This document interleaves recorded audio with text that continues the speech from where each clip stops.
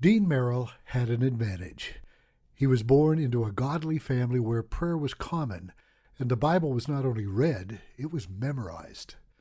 His parents, Midwestern Quakers by heritage, had moved to Los Angeles and were just then being stretched by what they were hearing about the Spirit-filled life.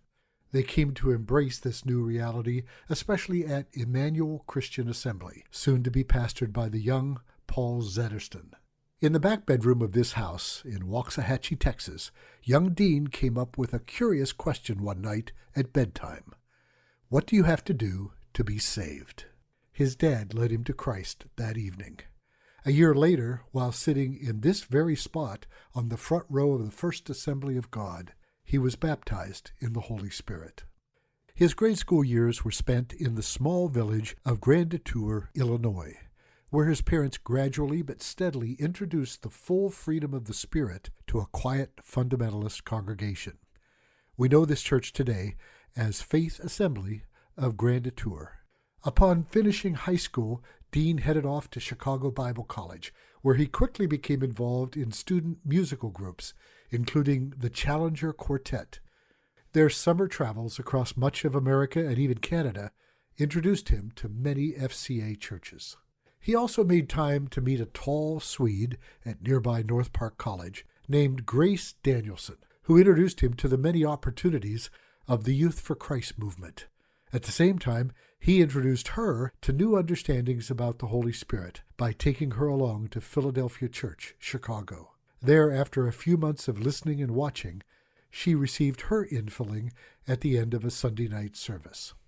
Right after Dean's graduation with a Bachelor of Theology degree, he spent 5 months overseas with a Youth for Christ teen team, doing youth outreach in England, Wales, Switzerland, even Israel, and in the old Yugoslavia.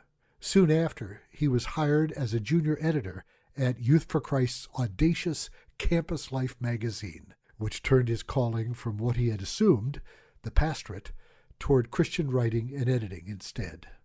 Philadelphia Church ordained him in the fall of 1965.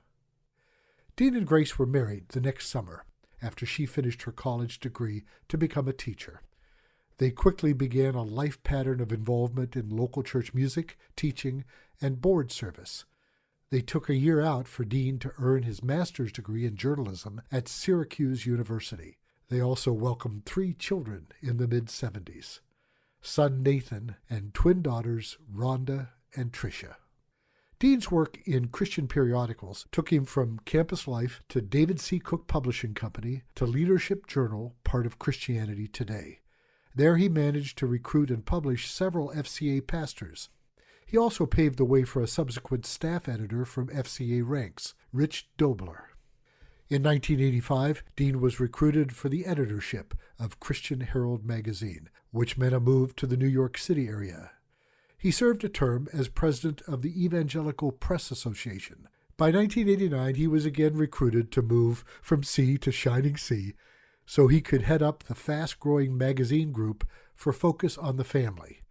There he launched 5 new magazines, including Brio and Breakaway for young teens, and was named vice president with added responsibility for Focus's book, film, and online endeavors. It was during these 7 years at Focus that the organization moved to Colorado Springs, where the Merrills still live. Along the way, he was writing books on the side for such publishers as Zondervan, Tyndale, and Thomas Nelson, his own books, and also collaborations with other significant voices.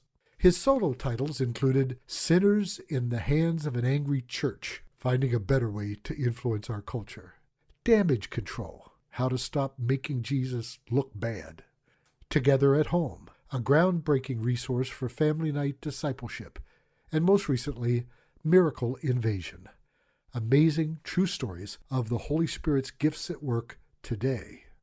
Among his many co-authored books, some 40 of them, are works with Brooklyn Tabernacle pastor Jim Cymbala, Compassion International president Wes Stafford, Hobby Lobby founder David Green, and missionary hostage survivor Gracia Burnham, whose harrowing account made a New York Times bestseller list. In the world of Bible publishing, Dean served as general editor for 2 different specialty Bibles, the first ever illustrated Bible for teens, called The Way, which sold more than 6 million copies, and more recently, the Every Man's Bible, a Bible for every battle every man faces.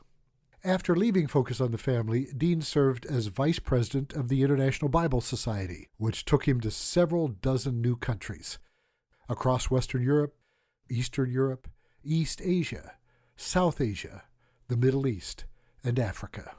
Two high points were the launches of a new Portuguese translation for Brazil and an Amharic one for Ethiopia. In service to the FCA, he was the Fellowship's first webmaster, planning and launching feachurches.net. Since 2004, Dean has worked independently from home, concentrating on what he calls my first love, writing and editing to advance God's kingdom. The life scripture Dean has chosen is not one of the common verses. It's what 2 Chronicles 31 says about an Old Testament king. Quote, "He sought his God and worked wholeheartedly, and so he prospered."